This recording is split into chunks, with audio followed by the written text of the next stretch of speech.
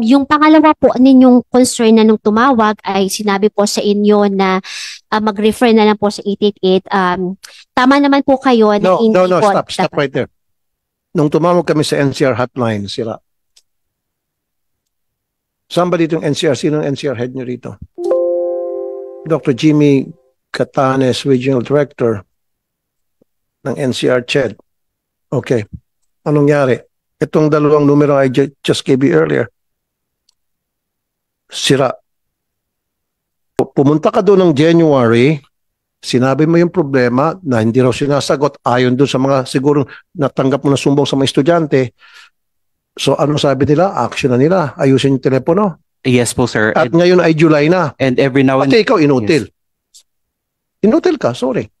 Tawagan namin yung bagong numero na binigay mo and then inirefer kami ngayon itong bagong numero doon sa luma na palpak.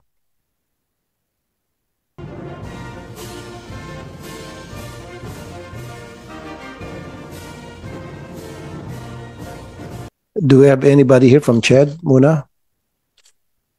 You're the executive director. Ang unang-unang gagawin ng mga estudyante sa university, if they have any problem about their school, is to call the hotline ninyo. Tama? Okay. That's 0284411260. Tama? Go ahead, check. So, tinawagan yan namin, staff ko. After waiting for a few minutes, sumagot, tinanong ko anong kailangan, and then sinabi namin sa NCR hotline, palpak. Yung una, 0284032196. After 50 seconds ng ring, namamatay. Inulit-ulit, 50 seconds ring, namamatay. For the third time, 15 seconds na ring, namamatay. So, ibig sabihin, palpak or naka-block, I don't know. Tinawagan yung pangalawang hotline, 0284032208. Same thing. Cannot connect. So what we did, bumalik ulit kami doon sa Public Assistance and Complaints Desk, CHED hotline. And we told them what happened. Alam mo ginawa?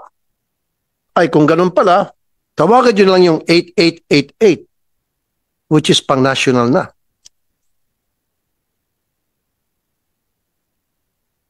And then, nung tinanong namin, meron bang email address?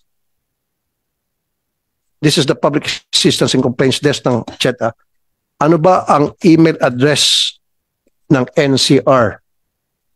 Kasi doon kami na-refer. Alam mong sabihin, nung nasa Public Assistance and Complaints Desk, i-google ninyo.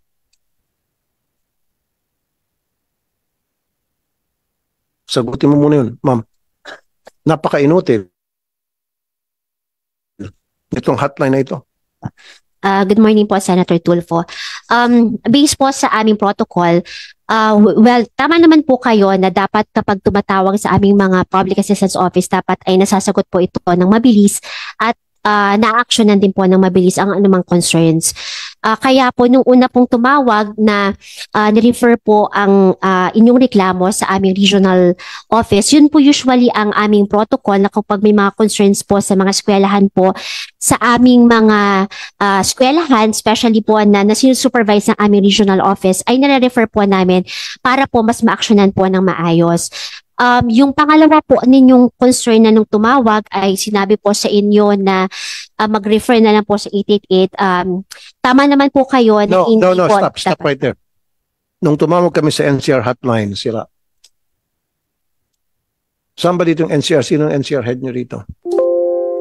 Dr. Jimmy Catanes, Regional Director ng NCR CHED. Okay. Anong nangyari? Itong dalawang numero I just gave you earlier, sira. Sir Chair, Yung pong sa bumaba din po ako doon sa aming NCR kasi lagi pong yun yung concern namin sa tumatawag na bakit daw po hindi nasasagot yung ano. Nag-order na po ako sa opisina. Dapat sagutin namin lahat ng calls. Kailan po kayo bumaba doon? Immediately po sir nung nag-take over po ako ng January. January. Yes po. At Ano pa ngayon? it's June ano po sir? June 9 po ngayon sir. January, today is June month of 9 po. July. Okay. Nag-order po ako January, sir na February, March, April, May, June, July. So, pumunta ka doon ng January, sinabi mo yung problema na hindi raw sinasagot ayon doon sa mga siguro natanggap mo na sumbong sa mga estudyante. So, ano sabi nila? Action na nila. Ayusin yung telepono. yes po sir. At ngayon ay July na. And every now and Pati ikaw, inutil. Inutil ka, sorry. Wala kang ginagawang follow-up. Siyempre, pag pumunta ka ng January para sabihin sa kanila na meron tayong seryosong problema dahil yung mga hotline is not working, these hotlines are not working, dapat meron kang follow-through. Pagdating ng February, palitan yan. Ano bang problema? PLDT o what? Ako may problema ko sa telepono ko sa bahay. Less than 24 hours, dumarating yung PLDT. Ayusin yung problema. Service. Kasama sa mandate ninyo sa CHED is moral ascendancy and magbibigay kayo ng quality leadership. You're not. Hindi ka pasok doon. No, let me finish. I'm gonna give you a lecture. Napakabagal. When it comes to, alam mo naman siguro, moral ascendancy, dapat paniwalat, diba? Karespeto, kang otoridad pagdating sa higher education. How can you be respected when you're acting like a child? Not even. When you're acting like a one tamad, as they say. There's no quality in there. Hindi ka respeto yung binibigay mong aksyon. Diba? Okay, now explain to me. January, importante sa akin tong hotline eh. January and then July, same pa rin yung problema. Hindi pa rin fix. So what does it tell you, the kind of leadership that you are showing to the students na who are relying to CHED pagdating sa mga problema nila pertaining to the schools?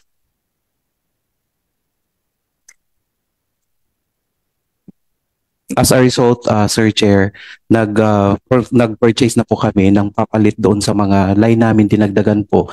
And at the same time, yung mga tao po na in charge doon sa PAC din namin, Sir Chair, ay nagpalit na rin po ako, Sir Chair. We already hired po din ng ating mga staff lawyers din po para sagutin nila kaagad yung atin pong mga complaint ng ating mga First things first, sipakin mo itong hotline na ito because it's not working. So sayang-sayang lang pagtawag ng mga tao, ng mga estudyante rito if it's not working anymore. Get rid of these numbers. Yes. And then get a new number. So bakit hanggang ngayon nandun pa rin yan existing? Next time, Doc, gumawa ka ng follow-through. Diba? Ganun dapat tayo sa gobyerno. Uma-action tayo. Pakita natin na capable tayo sa ating posisyon. Pag may lumalapit sa atin para magsumbong, binibigay natin agad yung aksyon na kailangan para masolve yung problema.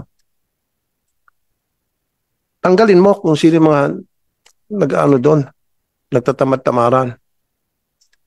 I want them removed. Then, alisin mo nitong hotline. Magbigay ka ng bagong hotline. Ang bagong hotline nyo.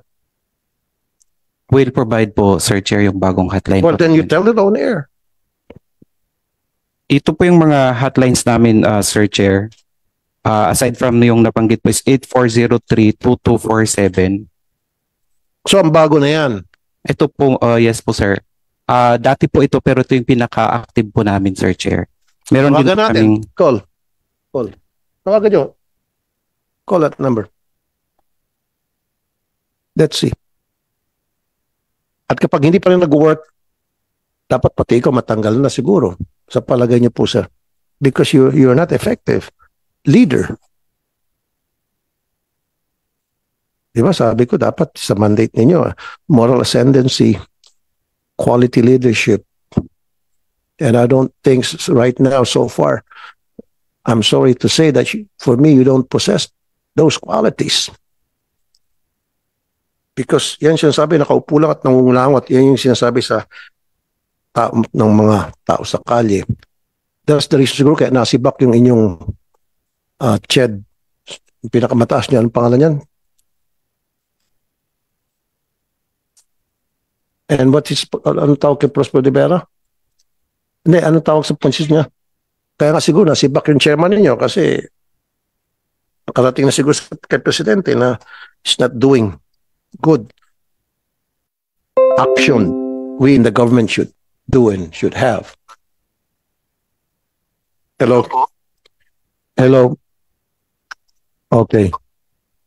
May problema ako sa school ko. Anong pwede kong tawagan? So, kaya nga sa NCR ang school ko. Well, NCR lang. So, meron tayong hotline sa NCR. So anong school? So, if I give you the school, ano yung next step?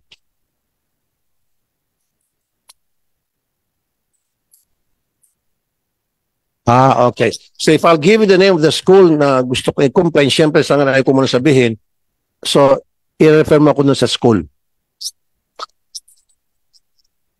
Kaya pag sinabi ko sa yung problema ng school, what is the next step? Yeah.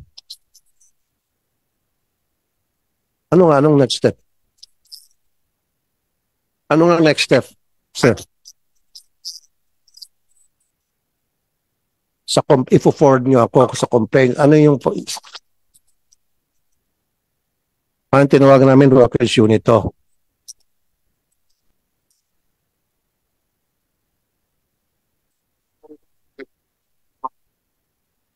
Anong number sa complaints? Okay. Kaya nga 840-32196.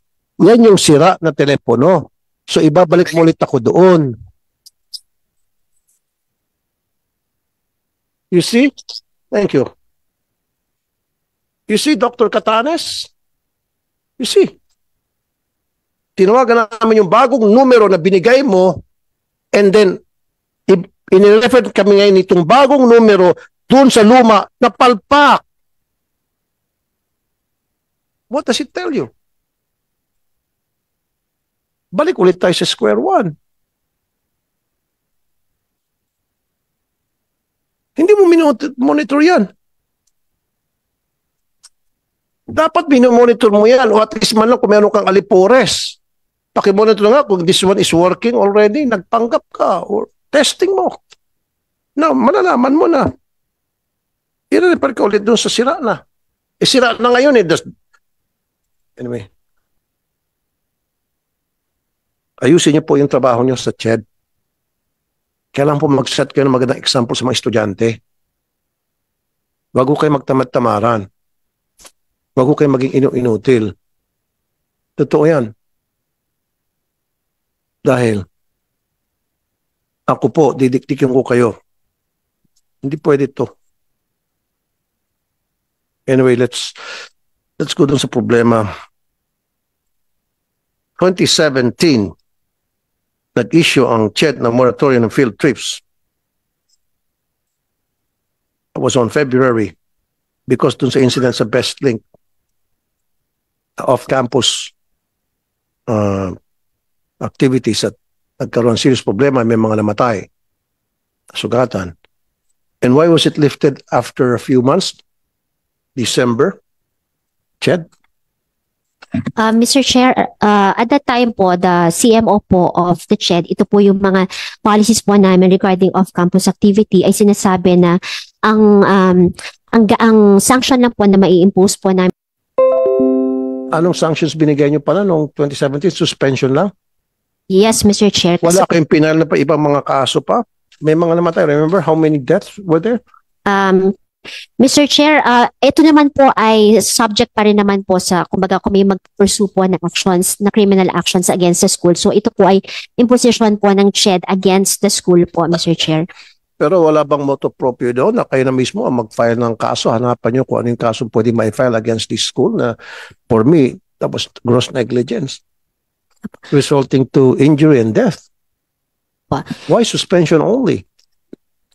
At the time po, Mr. Chair, yun po that was a decision of the Commission and Bank. That was ito po yung base na rin po sa legal po na perspektibo na ito po yung guidelines po namin. Kaya po yun po yung Guidelines nga. Well, paano kung anak mo ang kasama doon sa mga namatay at mga nasugatan? How would you feel? What would you have done? You will raise hell at gagawin mo lahat na para makakulong ng tamang hustisya ang anak mo, mga anak mo. Eh dahil wala kayong kamag-anak doon, naging pabaya kayo. Yun eh. Ganun tayo mga Pilipino eh. Unfortunately, some of us in government are like that because I'm not affected. I'm not directly affected by that incident. Wala akong kamag-anak. Pero kung may kamag-anak kayo, doon kayo kikilos. Baka hindi lang kayo papayag na suspension. That's not how we should work in government. Magtrabaho tayo as if yun yung maging legacy natin. So why? Tuloy na ulit. Diba? After 2017, here we comes. Naulit na naman. Oh, bakit? Okay. Doon muna sa field trips na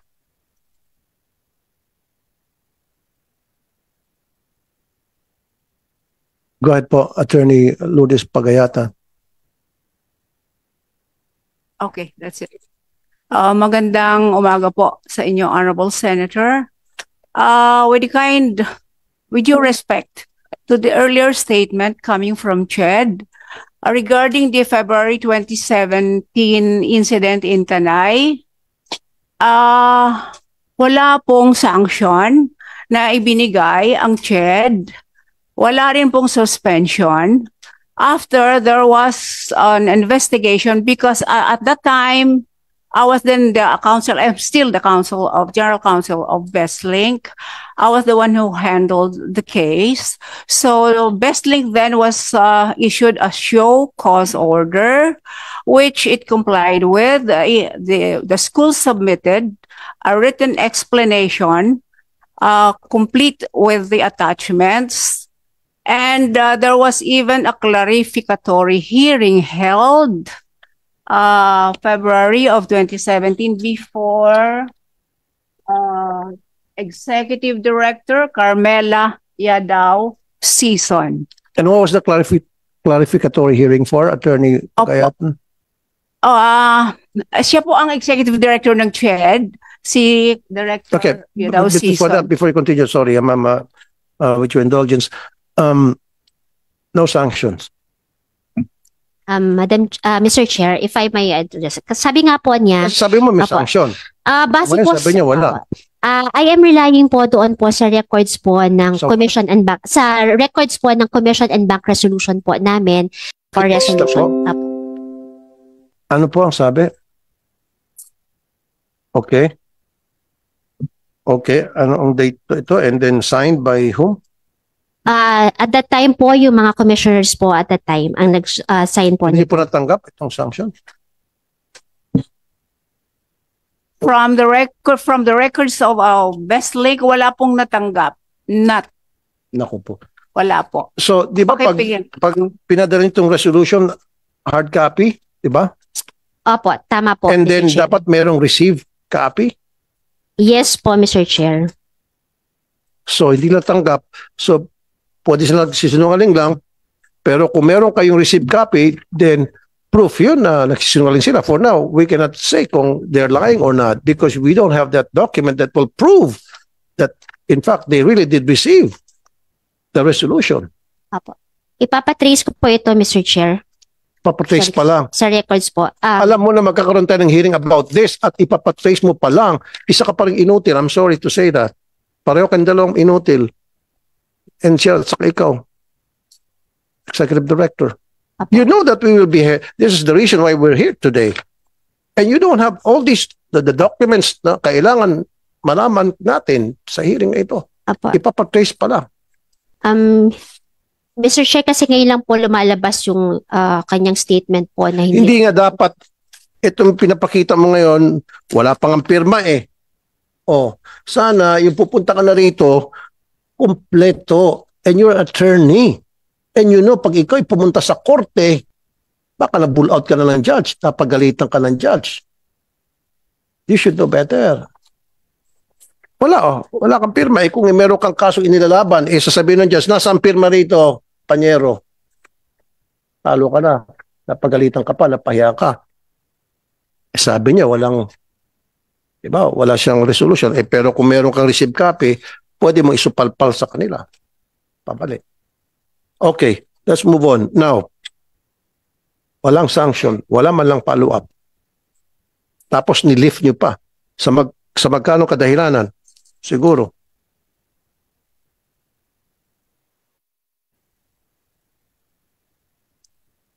And what was the reason why it was lifted? Across the board. Because the moratorium was for everybody. Across the board yun. That was in February 2017. And then December 2017, i-lift na natin. And what was the reason for that lifting? Sige, magbulungan pa more. Bulungan kayo. Alam niyo na magkakaroon tayo ng hearing tungkol dito. Mr. Chair, base po doon sa desisyon po ng CEB, impose a ban on such education activity be imposed in the said school for 1 school year po, Mr. Chair.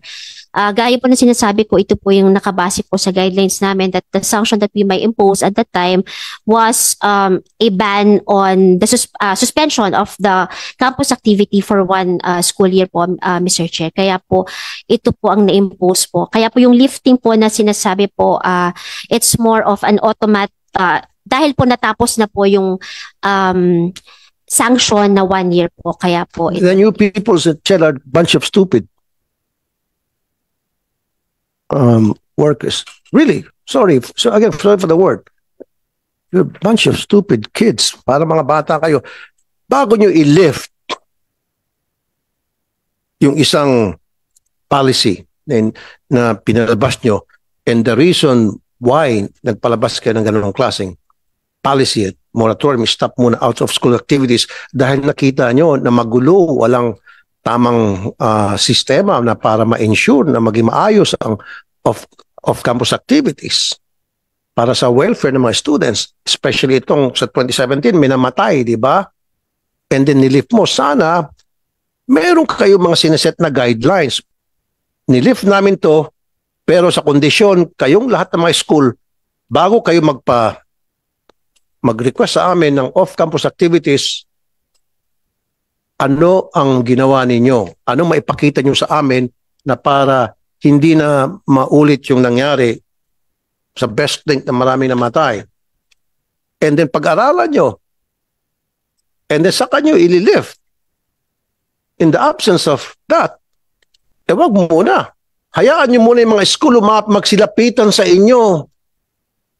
Magmakaawa sa inyo kasi daming patay recently.